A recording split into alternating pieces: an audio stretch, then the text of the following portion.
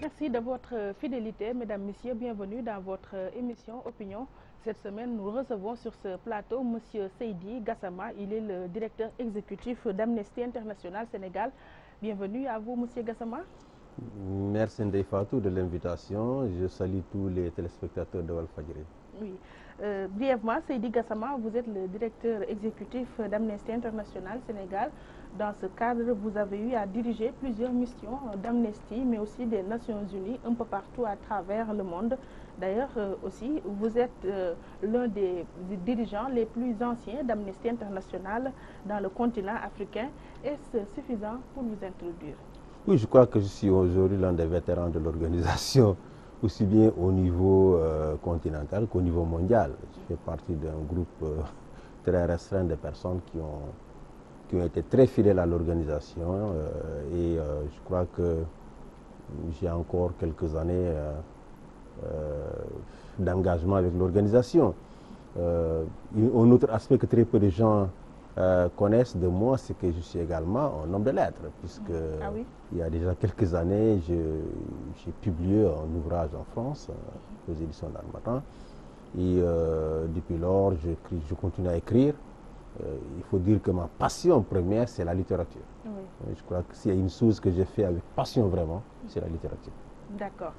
Suite à la publication du rapport d'Amnesty International au cours de l'exercice 2017, votre entité est au devant de l'actualité. Alors, en résumé, que peut-on relever comme entrave aux libertés des uns et des autres dans ce rapport? Alors, il faut dire que ce rapport est un rapport que nous publions chaque année. Les années passées, on le publiait généralement vers le mois de mai, autour du 28 mai, qui est la date anniversaire d'Amnesty. Mais nous avons choisi de ramener la publication en début d'année pour qu'il corresponde réellement à l'année précédente, à l'année qui vient de s'écouler. Donc, c'est un rapport qui concerne 189 pays dans le monde et qui fait le point de la situation des droits humains en 2017. Donc, le Sénégal n'est pas le seul pays qui a été critiqué dans ce rapport. Il y a eu pratiquement tous les États africains, à l'exception de quelques 2 ou 3, le Cap-Vert, l'île Maurice, parce que tous les autres ont été épinglés dans le rapport, y compris les grandes puissances comme les États-Unis, la France, la Russie, la Chine, ont tous été épinglés dans le rapport. Maintenant, la particularité de la situation que nous avons vécue ici au Sénégal, c'est que notre gouvernement était le seul au monde à émettre des critiques aussi virulentes contre le rapport. Et je crois que cela ne... Qu'est-ce qui aurait motivé ces réactions, même de la part de nos dirigeants, et que vous avez mis dans votre rapport? Écoutez, je pense que le problème, ce n'est pas que les dirigeants sénégalais contestent les faits qui sont dans le rapport, qui sont des faits réels, même s'ils ont essayé de nier les faits, mais les faits sont têtus. Quand vous lisez le rapport, tout ce qui est dans le rapport, c'est des événements qui sont exactement passés au Sénégal, mais que nous avons pris le temps de vérifier, de recouper, et de soumettre aux différents filtres qu'il y a dans l'organisation. Parce que beaucoup s'imaginent que ce rapport, c'est moi qui m'assois dans mon bureau et qui l'écrit. Le rapport est écrit par plusieurs personnes au Sénégal, y compris des membres du bureau régional. C'est mon équipe et l'équipe du bureau régional qui est ici à Dakar, qui écrit le rapport, qui ensuite est traduit en anglais et envoyé aux équipes qui doivent approuver le rapport et qui sont à Londres. Une fois que le rapport a passé le filtre pendant 1 ou 2 mois, en ce moment-là seulement, il est retraduit en français pour être édité et être distribué dans l'espace francophone. Donc il y a énormément de filtres qui font que personne ne peut utiliser Amnesty à des fins de guerre contre un gouvernement ou contre un groupe quelconque. Donc, mais pour préciser, au Sénégal, qu'est-ce qu'on peut retenir? Je veux dire que je crois qu'il y a un agenda politique qui est là. Le rapport est sorti à un moment où tout le monde est arrivé vers les élections de 2019. Et évidemment, ils pensent que toute critique qui est émise contre le gouvernement contribue à les affaiblir par rapport donc à la campagne électorale qui a de fait commencé. Ah oui? Absolument. Vous trouvez? Oui, je crois que la campagne a commencé avec vous voyez, tout le bouillonnement qu'il y a en ce moment dans la politique, les tournées économiques du président, l'opposition qui de plus en plus élève la voix, occupe l'espace. Je crois qu'on est en campagne électorale. Et lorsque vous critiquez un gouvernement dans une période de pré-campagne électorale, bien entendu, ils ont tendance à mal prendre les critiques. Oui. Voilà. Dans les faits, pouvez-vous nous relever quelques faits qui prouvent qu'il y a des violations des droits de l'homme? Les faits ne sont pas très différents de ce qu'il y a eu l'année passée. Si vous prenez la violence policière, nous avons noté au moins 4 décès dans les commissariats de police en 2017. Ça, c'est des faits réels. C'est vrai que la police nous dit que 2 parmi ces personnes se sont suicidés. Mais il est clair que lorsque l'on confie lorsqu'une personne est arrêtée et qu'elle est détenue par la police, lorsqu'elle est en garde à vue, la police est responsable de sa sécurité. On n'entre pas dans le violon avec un couteau ou avec une corde pour se suicider. Et le violon, il est généralement devant le poste de police. Donc, qu'on vient nous dire qu'une personne qui est dans le violon, devant le poste de police, qui n'a pas de ceinture, qui n'a aucune corde pour se suicider, qu'on dise après que cette personne-là se suicide avec son pantalon ou son slip, je crois qu'il faut respecter un peu les Sénégalais, surtout respecter les familles des victimes. Ces personnes ont soit été suicidées ou on les a laissées se suicider. Donc, la responsabilité de la police est entière sur ce cas précis. En matière de violence policière, nous avons rapporté les événements qui ont eu lieu à Touba. Vous vous rappelez, à Touba, lorsque ce jeune garçon charretier a été bastonné dans un poste de police de Marseille Ocas par des membres supposés d'une milice, d'une police religieuse de la ville de Touba. Ce jeune a été sévèrement tabassé. Les occupants du marché ensuite ont voulu manifester contre les violences exercées sur ce garçon, mais 2 personnes ont été blessées par balle réelle, une dame et un homme. Ces personnes ont été hospitalisées à Matlaboul Fawzeyni à Touba. Tout le monde sait que ce n'est pas des inventions, c'est des choses réelles. Il y a le cas de ces 2 douaniers, des douaniers qui ont tué 2 personnes, à la fois dans la région de Kédougou, Yamadou Sagna, et un autre jeune qui a été tué récemment à Niara ou dans le Vélingara. Donc, ça, ce sont des violences avérées. Ce sont des événements avérés. L'usage excessif de la force par la police et surtout les décès en détention. Oui. La question des prisons. Prisonniers politiques, on va en venir, mais avant de quitter ces bavures même policières, on va évoquer cette vidéo qui a fait le tour du monde avec la complicité de Cheikh Ahmed Tidiane Diop. On va suivre l'élément tout d'abord.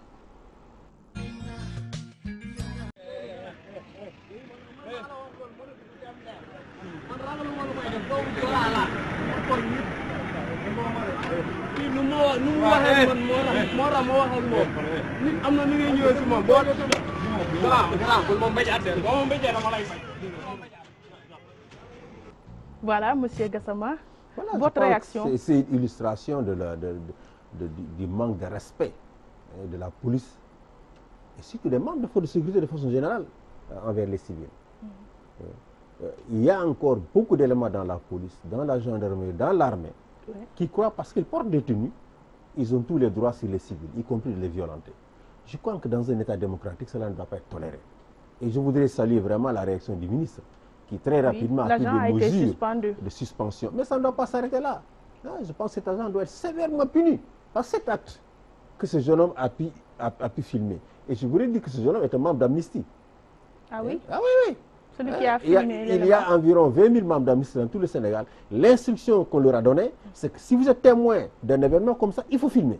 Et je voudrais lancer un appel à tous les Sénégalais, citoyens ordinaires. Si vous êtes témoin des événements comme ça, que ce soit des événements de violence policière, ou de la gendarmerie, ou de la douane, ou d'autres corps de l'État contre les civils, il faut filmer. Il faut filmer. Que vous soyez militant des droits de l'homme ou que vous soyez simple citoyen, il faut filmer. Et j'invite également la presse à filmer systématiquement ce genre d'actes d'abus. Parce que nous, on en a besoin.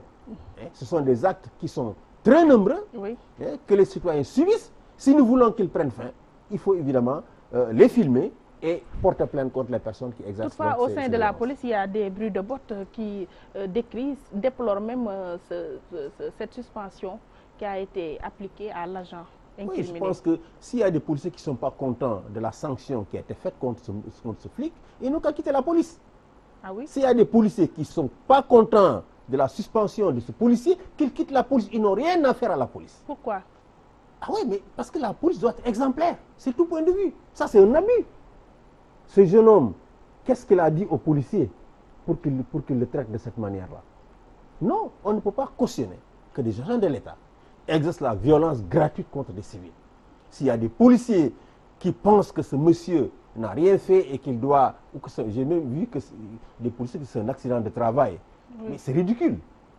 C'est une violence, et ce type de violence est monnaie courante ici au Sénégal. Oui.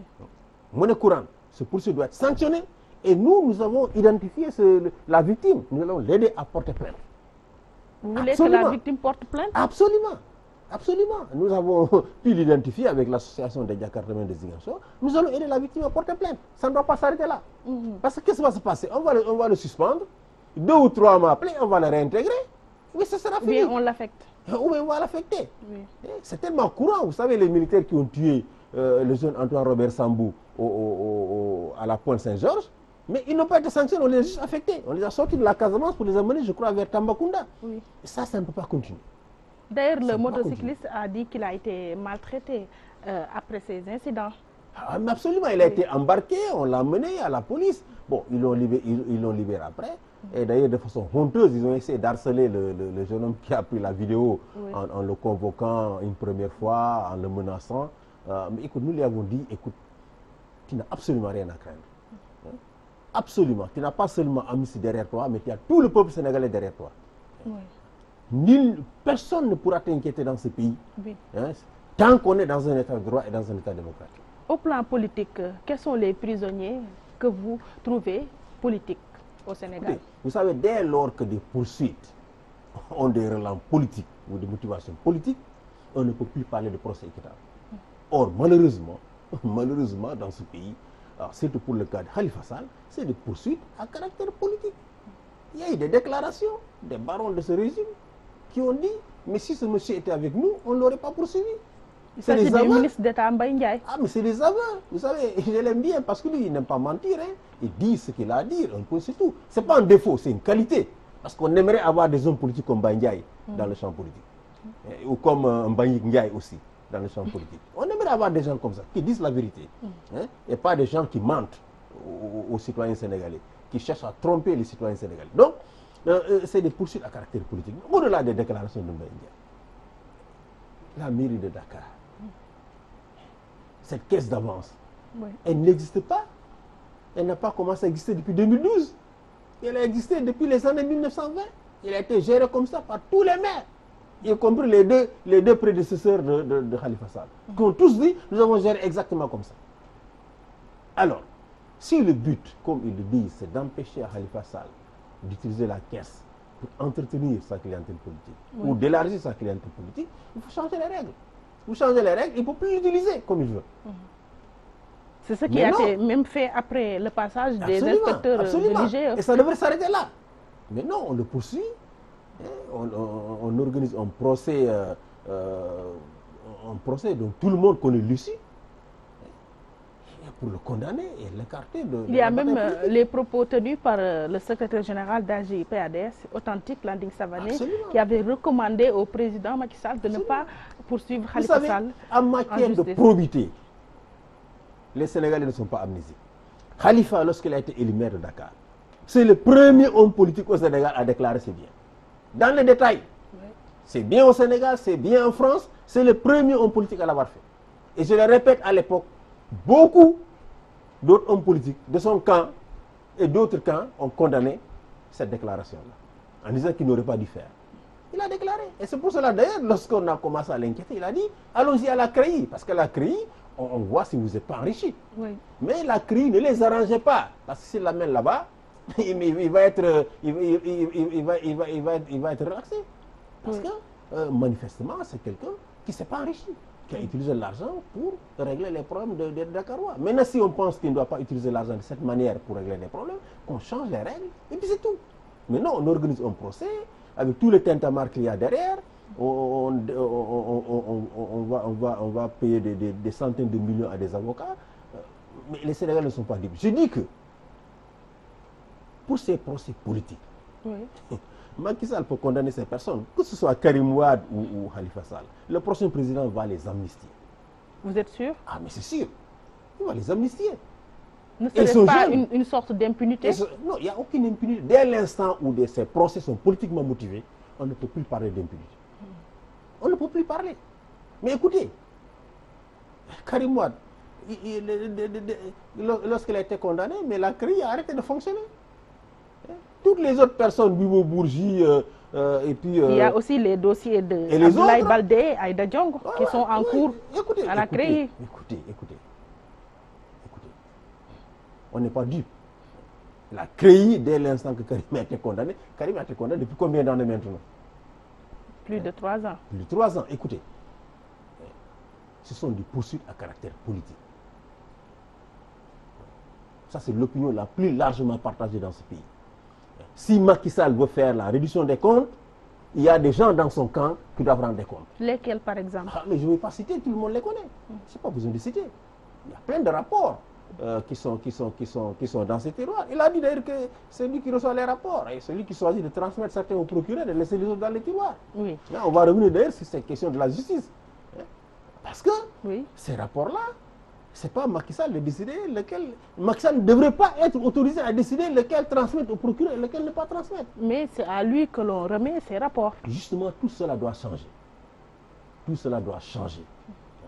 Je crois que ces rapports-là doivent aller directement au procureur qui, en fonction, qui a l'opportunité de poursuivre, qui doit les étudier et qui doit décider de qui poursuivre et qui ne pas poursuivre. Je pense qu'il faut revoir tout cela. Tout cela. Ce rapport a fait réagir le chef du gouvernement, Mohamed Boun Abdallah Dionne, qui vous taxe de défenseur des homosexuels. Alors, assumez-vous une telle fonction? Écoutez, je voudrais d'abord dire que ces propos n'honorent pas le Premier ministre, ils n'honorent pas le gouvernement auquel il appartient. Eux-mêmes, ils ont été accusés, avant même d'être président, Macky d'être président, a été accusé ici de vouloir dépénaliser l'homosexualité. On se rappelle très bien de ces propos. Ils résonnent encore dans nos oreilles. Donc, que ce gouvernement-là, qui passe tout son temps à se battre contre les accusations autour des homosexuels, qui connaît les ravages que peut constituer donc de telles accusations, que ce gouvernement se retourne à accuser les ONG ou Amnesty de vouloir faire dépénaliser, je pense que c'est simplement honteux. Vous savez, aucune ONG n'a le pouvoir d'imposer quoi que ce soit à un État souverain. Ce que nous demandons en tant qu'Amnesty, il faut que ce soit très clair, c'est que l'État doit protéger tous les Sénégalais contre la violence et la discrimination. Tous les Sénégalais. C'est une obligation de l'État de protéger tous les Sénégalais contre la violence et la discrimination. Quels que soient les péchés qu'ils commettent, l'État doit les protéger contre la violence. La violence d'État et la violence des communautés. Et c'est là que nous disons. Nous sommes contre le fait que on s'immisce dans la vie privée des gens. Parfois, si là-bas de simples dénonciations, on vous dénonce, la police arrive, elle défonce les portes, on vous arrête, on vous amène. On fabrique des PV d'audition et on vous jette en prison. Voilà comment ça se passe la plupart du temps. Ce n'est pas des gens qu'on a pris en train de commettre des actes contre nature, non. On a défoncé des portes, on est entré dans les maisons, on a retrouvé un préservatif. Le préservatif est devenu, aujourd'hui, n'est-ce pas, une preuve d'actes contre nature. Alors même que l'État du Sénégal encourage les jeunes à avoir des préservatifs dans leur chambre. C'est eux qui font la publication des préservatifs dans les bus, qui les distribuent même gratuitement. Et au cas où l'on trouve 2 personnes en tenir des actes contre nature? Mais ils n'en ont jamais trouvé. Ils n'en ont jamais trouvé. Toutes les personnes qui ont été arrêtées et qui ont été amenées dans les tribunaux au Sénégal, on ne les a jamais trouvées en train de commettre des actes contre nature. Jamais. Parce que personne ne commet ces actes en public. Même si c'est en privé? Vous validez, même si c'est en privé? Écoutez, la loi prévoit que lorsque vous commettez des actes contre nature, vous devez être puni. C'est ce que la loi prévoit. Mais de notre côté, la loi protège la vie privée des Sénégalais. On ne peut pas, n'est-ce pas, violer la vie privée des gens en défonçant des portes, en entrant et en arrêtant des personnes. Mais ça n'existe dans aucun État. Vous avez le droit à la vie privée, un droit sacré. Les religions elles-mêmes ne permettent pas qu'on défonce des portes, qu'on épie les gens à travers le trou de Syrie. Aucune religion ne permet cela. La société sénégalaise maintenant, pas ce que je voudrais dire aussi aux Sénégalais de façon très claire. Exact, quand même. Je voudrais dire aux Sénégalais de façon très claire. Les Gay Pride, celui qui les organise, il assume la responsabilité. Nous ne demanderons jamais à l'État du Sénégal d'autoriser des Gay Pride dans ce pays. Nous ne demanderons jamais à l'État du Sénégal d'autoriser des mariages gays dans ce pays. Nous ne demanderons jamais à l'État du Sénégal d'autoriser des histoires de couple monoparental dans ce pays. Nous ne le ferons jamais. Ce que nous voulons, c'est qu'on protège la vie privée des gens. Lorsque ces actes sont commis dans un espace privé, qu'on ne viole pas la vie privée des gens en défonçant des portes, et très souvent sur la base de dénonciation. Les arrêter, les amener dans des commissariats de police, où tout le quartier vient pour les insulter, parce que malheureusement, il y a beaucoup d'homophobie dans les commissariats de police et les brigades de gendarmerie. Ces personnes, lorsqu'ils sont dans le violon, c'est tout le quartier qui vient, qui entre dans le commissariat, qui les insulte, qui leur jette même des pierres. Avec le système de renseignement, la dénonciation est approuvée. Ils ont énormément à faire contre le trafic de drogue, qui est en train de détruire la jeunesse dans ce pays. Ils ont énormément à faire. Contre la criminalité, ils ont énormément à faire. Tous les jours, on poignarde des gens, on tue des gens, ici. À cause de la drogue. La drogue, elle est omniprésente, ici. Qui lutte contre la drogue, qui mettent les moyens à lutter contre la drogue. Oui. Lors de la visite de Rihanna au Sénégal, par votre plume, Amnesty a défendu sa cause. Cela ne conforte-t-il pas vos pourfendeurs dans leur position? Écoutez, il n'y a aucune raison pour qu'on dise que Rihanna ne doit pas venir au Sénégal. Quelle est la raison avancée par les personnes qui disaient que Rihanna ne doit pas venir au Sénégal? Qu'elle ne constitue pas un exemple pour la jeunesse. Oui, mais qu'ils sortent de ce pays, toutes les jeunes filles que l'on voit dans ce pays, y compris les défilés des mannequins dans ce pays. Vous pensez que Rihanna est plus dévergondée que certaines tous ces défilés de mode et ces élections de Miss qu'on voit au Sénégal? Qu'ils sortent toutes ces jeunes filles du pays? Qu'ils les sortent du pays? En tout cas, Rihanna, quand elle est venue au Sénégal, elle est venue en tenue très décente. Et elle n'était pas venue, n'est-ce pas? Elle n'avait pas le choix avec tout ce tollé qu'elle a suscité en venant au Sénégal. Oui, mais c'est malheureux que ce tollé ait été soulevé, parce qu'elle était invitée pour passer seulement quelques heures au Sénégal, prendre parole dans une réunion internationale, où il y avait des chefs d'État, où il y avait des dirigeants de la Banque mondiale, de plus hautes institutions internationales qui étaient là, et devait prendre seulement la parole pour demander à ce que les contributions financières des États pour l'éducation soient renforcées. Et ce fonds que Rihanna soutient a investi des milliards dans l'éducation au Sénégal. Ces personnes qui disaient qu'elles ne doivent pas venir ici, qu'est-ce qu'ils ont construit au Sénégal comme école? Qu'ils me disent ce qu'ils ont construit au Sénégal comme école. La plupart d'entre eux, d'ailleurs, sont ceux qui font mendier les talibés dans les rues. Ils sont même incapables de construire des daras pour que les talibés étudient correctement. Donc, c'était un faux débat, ça n'avait absolument rien à voir avec c'est pas la protection de la société sénégalaise. Oui. Je pense que les gens voulaient surfer simplement sur l'actualité. Ils ont réussi parce que malheureusement, les plus grands médias internationaux ont relayé. Oui, ils se sont focalisés même sur cela. C'est ça. Et malheureusement, je crois que ça donne l'idée d'une société qui se radicalise. Moi, j'étais hors du pays quand tout cela s'est produit. Mais l'idée que les gens avaient, c'est que le Sénégal est en train de se radicaliser et que c'est un pays qui est en danger. Et les gens, ce que les gens pensent, c'est que le Sénégal va être le prochain Mali. Voilà, oui? Voilà l'idée que ça donne à l'extérieur. Donc il faut qu'on fasse très attention. On est en train de laisser croire à l'étranger que ce pays est menacé par l'islamisation. Ce qui n'est pas le cas. Bien évidemment. Dans une lettre adressée au Premier ministre, vous mentionnez que le Cap-Vert et l'île Maurice devancent le Sénégal, où d'ailleurs il ne figure plus dans les rapports d'Amnesty. Pourquoi? Absolument, parce que ce sont des pays où les libertés sont très bien respectées. Je ne dis pas qu'il y a zéro violation des droits humains au Cap-Vert. Vous savez que pour qu'on puisse vous mettre dans ce rapport, il faut vraiment qu'il y ait beaucoup de violations des droits humains dans votre pays. Ce n'est pas une seule gifle d'un policier qui va vous mettre dans un rapport. Il faut vraiment qu'on constate que l'État ne va pas faire des efforts sur certains points précis. Et malheureusement, l'État du Sénégal ne va pas faire des efforts sur beaucoup de points. La liberté de manifester, elle est consacrée par la Constitution, par tous les traités internationaux ratifiés par le Sénégal. Malheureusement, on observe énormément de restrictions par rapport à cette liberté-là. Et je l'ai d'ailleurs dit et répété, ce sont les interdictions qui amènent la violence au Sénégal. Parce que chaque fois qu'une manifestation est autorisée, elle se passe en paix. C'est lorsque l'État décide d'interdire, c'est en ce moment-là que les gens, évidemment, prennent leurs responsabilités. On ne peut pas accepter que l'État viole les droits des citoyens de façon tout à fait gratuite, sans réagir. Oui.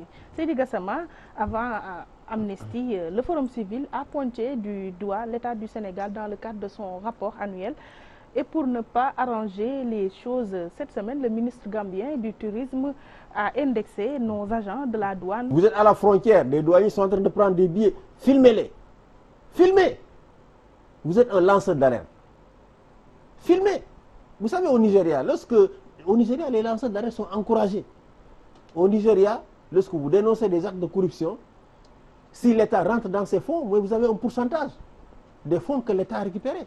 C'est ici où on prétend lutter contre la corruption et en même temps on persécute les lanceurs d'alerte. Donc, autant il faut lutter contre la violence en filmant, en rassemblant les preuves des actes de violence, autant pour la corruption, il faut filmer ces actes de corruption-là, il faut les rassembler. Maintenant, Ahmad Ba, ses propos sont inhabituels de la part d'un ministre d'un État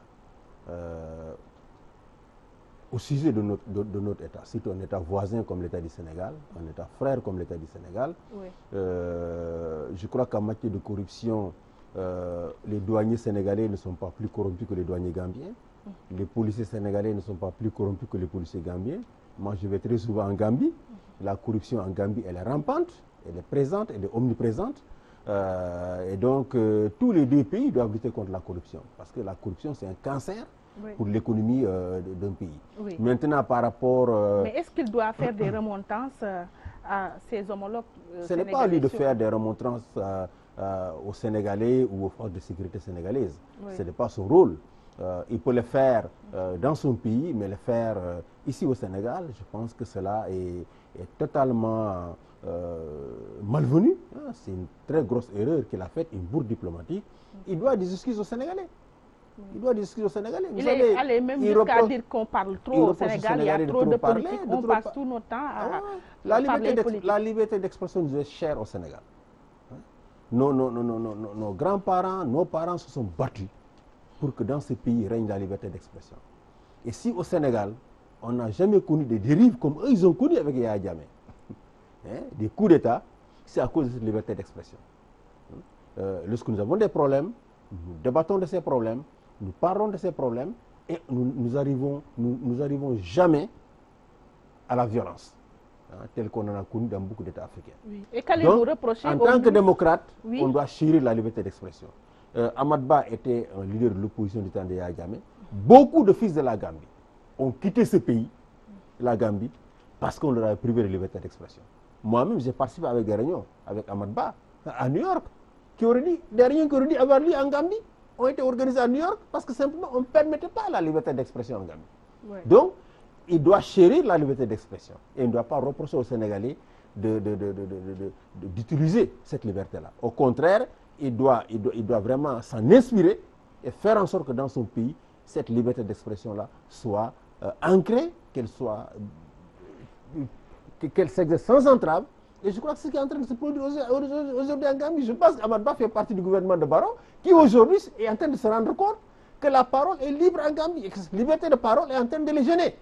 Et rappelez-vous récemment, un prof d'université avait été envoyé en prison, simplement parce qu'il a émis des opinions sur la force ouest-africaine. Et les Gambiens se sont mobilisés dans le monde entier, dans les réseaux sociaux, pour vraiment tirer à boulet rouge sur le gouvernement et l'amener à retourner en arrière, à libérer cet universitaire-là et à présenter des excuses. Oui, et son homologue sénégalais qui n'a pas réagi en tant que ministre? Je pense que si une autorité sénégalaise était présente, elle devrait au moins... Il y avait le ministre de l'intégration africaine. Il devrait au moins dire à M. Ahmad Ba que au Sénégal, nous chérissons la liberté d'expression et que c'est une valeur cardinale d'un État démocratique et que pour cela, nous ne considérons pas cela comme une tare. Au contraire, c'est une valeur qu'eux en Gambie devraient cultiver. Oui, M. Gassama, le président turc Recep Tayyip Erdogan vient de boucler 4 jours de présence au Sénégal. Sa venue n'est pas appréciée par les parents d'élèves de Yavuz Selim. D'ailleurs, d'aucuns y voient comme une récompense accordée au chef de l'État, le président Macky Sall. Absolument. Vous savez, Recep Tayyip Erdogan n'est pas un exemple en matière de démocratie. C'est un chef d'État, c'est un autocrate qui a emprisonné plus de 50 000 personnes. Plus de 50 000 personnes sont aujourd'hui en prison en Turquie. Tous accusés d'avoir participé au coup d'État du juillet 2016 ou d'appartenir au mouvement de Fethullah Gülen. Vous imaginez un coup d'État auquel 50 000 personnes sont impliquées? Un coup d'État, ça se prépare avec un noyau de personnes. Mais toutes les personnes soupçonnées d'appartenir au mouvement de Gülen ont été radiées de la fonction publique en Turquie et envoyées en prison. Et la répression contre le mouvement gouleniste a atteint les frontières du Sénégal et de presque tous les pays d'Afrique de l'Ouest. Parce que les écoles du mouvement Gülen existaient aussi dans beaucoup de pays de la sous-région, y compris le Mali, la Guinée, la Gambie. Dans tous ces pays, les États, sous la pression d'Erdogan, ont été amenés à fermer ces écoles. Évidemment, l'État du Sénégal refuse de... Absolument. Même ça, les États-Unis, c'est un pays souverain. Mettre Gülen à la disposition de la Turquie. C'est pas un pays qui tend la main à Recep Tayyip Erdogan. Si les Américains avaient des preuves que Gülen était impliqué dans le coup d'État, ils l'auraient extradé. Ils ne vont pas l'extrader parce que simplement Recep Tayyip Erdogan l'accuse de coup d'État. Ils ne vont pas l'extrader pour ça. C'est un État qui se respecte. Ce sont les États faibles comme le Sénégal à qui on donne des injonctions et qui les exécutent. Simplement parce que bon, les Turcs ont promis de terminer l'aéroport de Dakar, qui était déjà fini à plus de 80%, qu'on leur a d'ailleurs cédé pour qu'ils le gèrent pendant des années, contre même les intérêts du Sénégal, etc. Donc, je crois que ça a été une très grosse erreur. Mais là où vraiment le gouvernement doit des comptes aux Sénégalais, c'est qu'il nous avait promis que la fondation Marif allait reprendre ses écoles et que le personnel sénégalais, administratif et enseignant, allait être repris par les écoles Marif. Ça ne semble pas être le cas. Ça semble pas être le cas. Donc, des centaines de travailleurs de ces écoles sont laissés aujourd'hui sur le carreau, en chômage, avec tout ce que cela comporte comme souffrance pour leur famille. Donc, l'État du Sénégal a totalement failli dans la gestion de l'affaire dite des écoles Yavuz Selim. Il n'a pas été à la hauteur, n'est-ce pas, des attentes des Sénégalais. Parce que, encore une fois, l'État aurait pu nationaliser ces écoles. Nous manquons quand même d'écoles dans ce pays. L'État aurait pu les nationaliser et garder le personnel. Mais on les a fermés ou on les a cédés à des privés qui étaient incapables de reprendre tout le personnel. Donc, je crois que la bataille doit continuer, le personnel de ces écoles doit continuer pour être indemnisé. Licencié selon les règles de droit et être indemnisé. En marge de cette visite, la Turquie, à travers les accords signés avec le Sénégal, fait son entrée dans le secteur des hydrocarbures. À ce propos, peut-on y déduire que ce sont là les vraies motivations de cette visite? Et vous savez, il n'y a que les chefs d'État au Sénégal qui voyagent avec l'avion rempli à 80% des courtisans politiques. Mais tous les chefs d'État du monde, que ce soit Trump ou Macron et même Erdogan, ils voyagent avec des hommes d'affaires. Ils font la promotion économique de leur pays. Surtout de leur secteur privé. De leur secteur privé. Et c'est ce qu'il est venu faire. Partout où il va, il essaie de promouvoir, n'est-ce pas, le secteur privé turc. On ne peut pas le lui reprocher. C'est ça la mission d'un chef d'État. Un chef ne doit pas voyager avec un avion présidentiel plein de militants et de courtisans politiques. Ça doit être des gens, des bâtisseurs de l'économie, des gens qui font avancer le pays.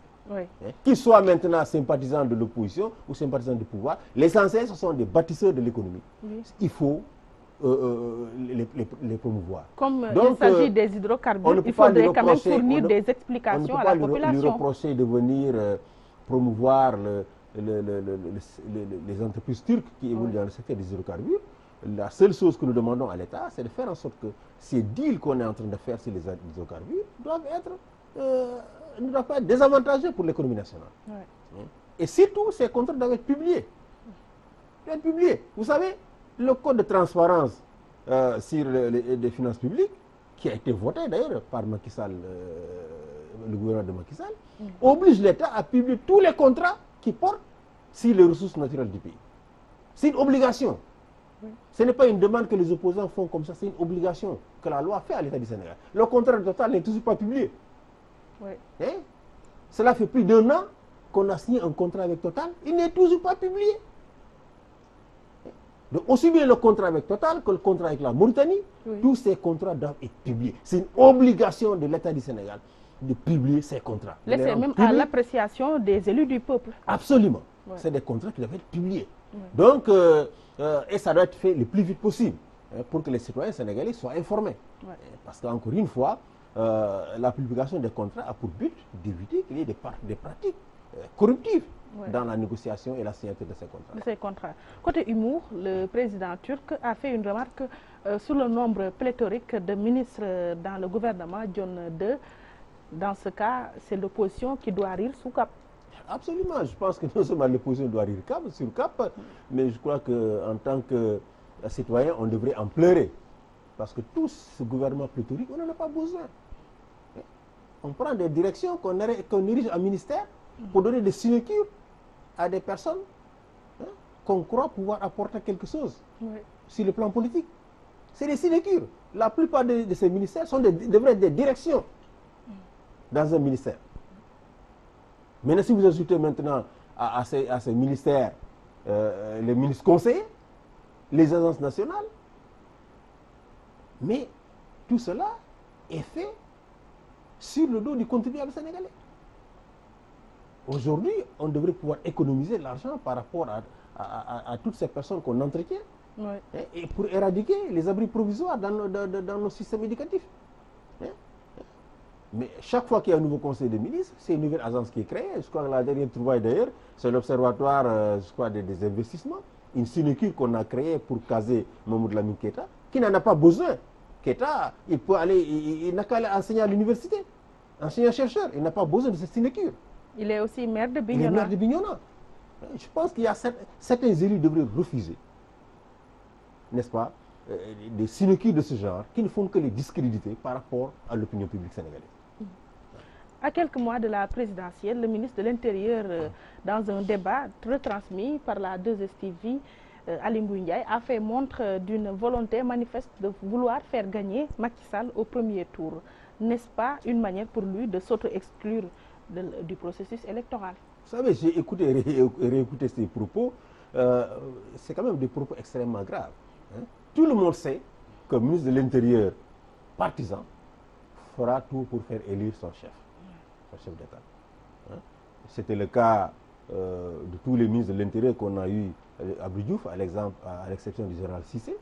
C'était le cas également des ministres de l'Intérieur qu'on a eu sous Ablaye. Donc il a été honnête. Il a été honnête. Il a été honnête, mais je veux dire que le seul fait de l'avouer comme ça me semble quand même assez, je ne dirais pas naïf, mais montre que c'est peut-être maladroit. Très maladroit. Ça dénote d'un certain manque de maturité politique. Parce que comment vous pouvez dire, alors que l'opposition réclame un ministre de l'Intérieur neutre, apolitique, vous venez dire que vous allez faire en sorte que toutes les personnes dont vous pensez être des électeurs potentiels de Macky Sall, n'est-ce pas, aient leur carte et aillent voter pour Macky Sall. Vous apportez de l'eau au moulin de l'opposition qui dit que vous êtes un ministre de l'Intérieur politique et que vous allez tout faire pour faire élire Macky Sall. Donc je pense qu'il n'aurait pas dû tenir ces propos qui ne font que, encore une fois, conforter les soupçons de l'opposition. Il ne faut pas minimiser ces propos. Parce que nulle part, que ce soit en France, aux États-Unis, nulle part au monde, un ministre de l'Intérieur ne se serait laissé aller à de tels propos. Nulle part. Que devrait faire le chef de l'État pour apaiser cette tension qui sévit dans le Landerneau? Ou alors, où il est maladroit, ou il pense qu'il peut le dire sans frais et que rien ne lui arriverait. Et je pense d'ailleurs que c'est ce qu'il a laissé entendre. L'opposition peut vouloir mon départ, mais c'est celui qui a le pouvoir de signer le décret de ma nomination qui aura le dernier mot. Je veux simplement dire la preuve au cours du dernier conseil des ministres, le président l'a félicité. Je veux simplement dire qu'on est très mal parti. Il y a déjà énormément de suspicions par rapport à ce ministre-là. Et il en a rajouté. Il en a rajouté. Si on ne dialogue pas, si on ne trouve pas des consensus forts par rapport aux élections de 2019, on va vers des lendemains incertains. Si la débâcle qu'on a connue en 2017 avec les législatives a lieu en 2019, on va vers des lendemains incertains.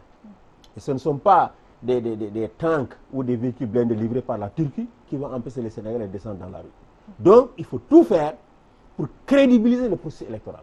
Et sa crédibilisation passe... En quoi faisant? Et la crédibilisation passe par la nomination de ministre de l'Intérieur apolitique. C'est ce qu'Abdou Diouf avait fait, Abdoulaye l'a fait.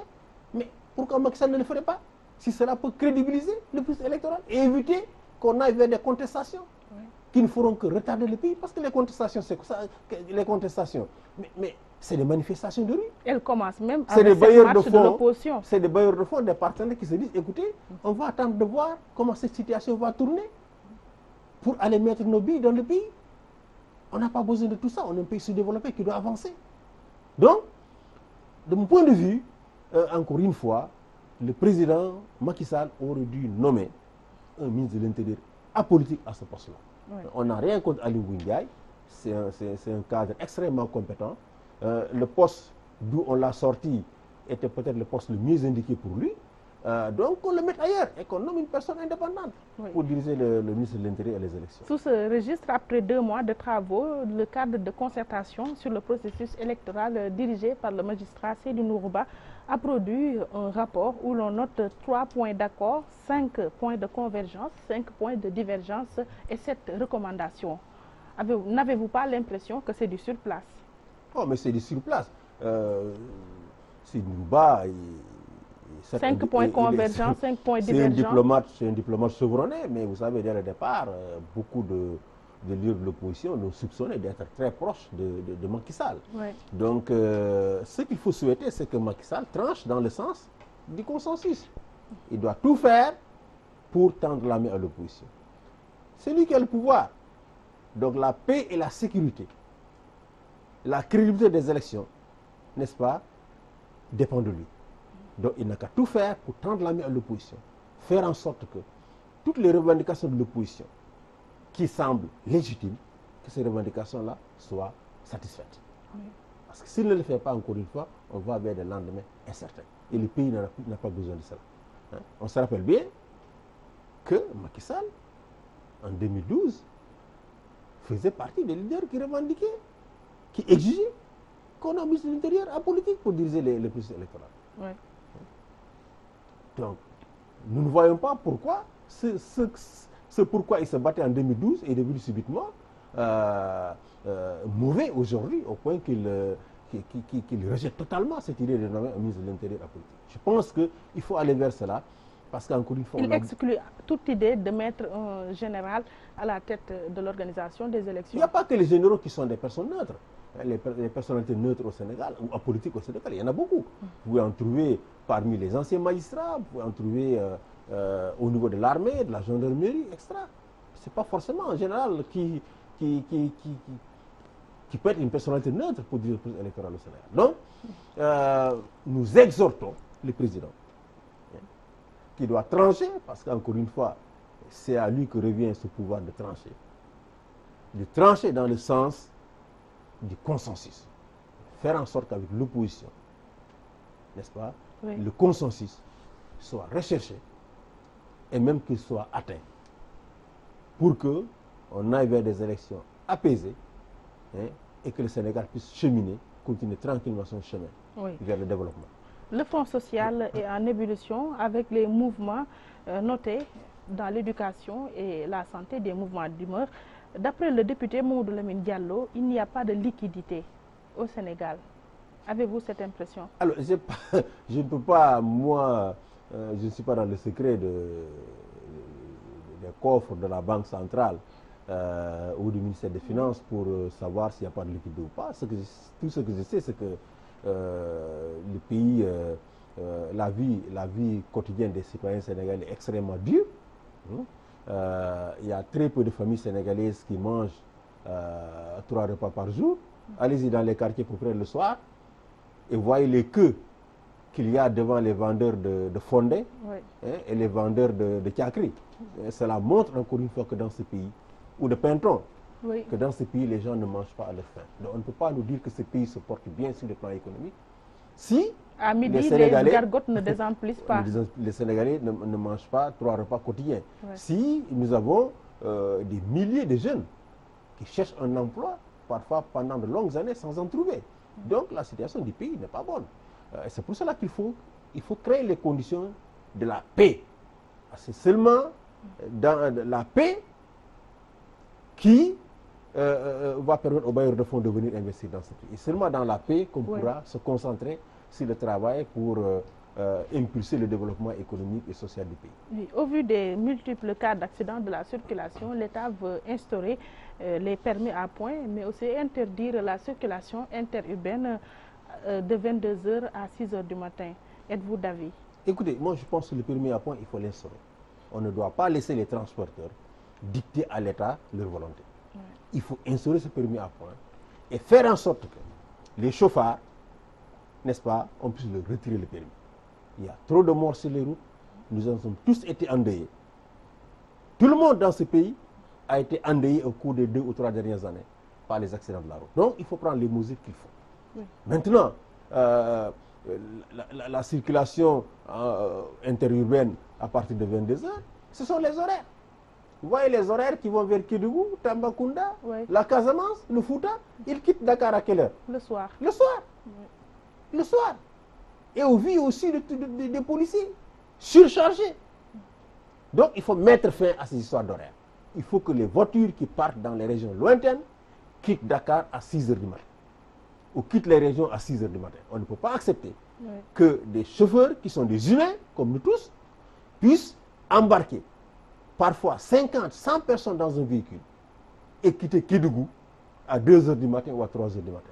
Ce n'est pas possible. Je pense que ce système d'horaire, il faut mettre fin à ça et faire en sorte que aucun véhicule ne quitte une gare routière avant 6h du matin. Si cela est fait, la mesure sur l'interdiction du transport interurbain à partir de 22h n'aura aucun sens. Oui.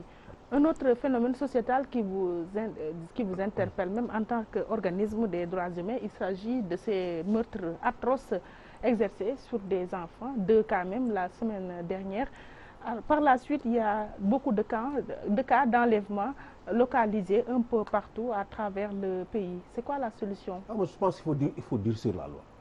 Il faut durcir la loi contre les personnes qui commettent des actes de pédophilie ou des actes de meurtre contre des enfants. Pas seulement les histoires de ces actes, mais leurs commanditaires. Parce que malheureusement, dans ce pays, c'est une croyance ou une réalité. Tout le monde pense en période préélectorale ou électorale où on observe ce type de meurtre et qu'on lit très souvent aux sacrifices humains qui sont opérés par les hommes politiques. Je ne dis pas que c'est vrai, mais c'est une croyance populaire qui est là. Donc, il faut non seulement durcir la répression, durcir les lois contre de tels actes, mais il faut aussi que nos religieux, vraiment, parlent de ça. Il faut que vraiment, on ait un pays où on se dit croyant, mais où quand même on observe des actes qui sont indignes d'être commis par quelqu'un qui est un croyant. Donc, il faut à la fois durcir la loi, mais il faut aussi que nos prêcheurs, que nos chefs religieux élèvent la voix pour condamner ces actes-là et inviter vraiment les citoyens à s'en abstenir. Seydi Gassama, avant de boucler, comme un fil d'Ariane, la violence s'étend un peu au Burkina Faso. Quelle est votre réaction? Je condamne d'abord fermement ces attaques terroristes qui ont été perpétrées au Burkina. Le premier acte terroriste au Burkina a emporté 2 employés d'Amnesty à Ouagadougou. Une photographe et un chauffeur qui travaillaient pour Amnesty avaient été emportés par la violence au Capuchino. Vous savez, le terrorisme, c'est pas un phénomène qu'on peut circonscrire au niveau d'un seul pays. Tous les pays du monde aujourd'hui doivent être sur leur garde.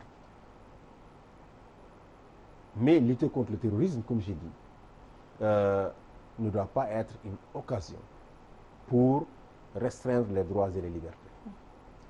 Lutter contre le terrorisme ne doit pas être une occasion pour violer les droits humains. Face aux terroristes, il faut opposer l'état de droit, il faut opposer la loi. Il faut durcir la loi, mais il faut toujours opposer la loi. Il faut aussi développer le renseignement. Il faut impliquer les populations.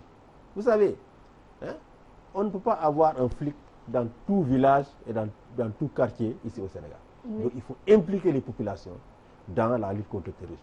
Vous savez, aux États-Unis, lorsque vous entrez dans un train ou dans un bus, la première inscription que vous voyez, c'est if you see something, say something. Si vous voyez quelque chose, dites quelque chose. Oui. Il faut que les populations, dans les villages, dans les quartiers, dans les marchés, dans les mosquées, que chacun sache que la sécurité dépend de lui.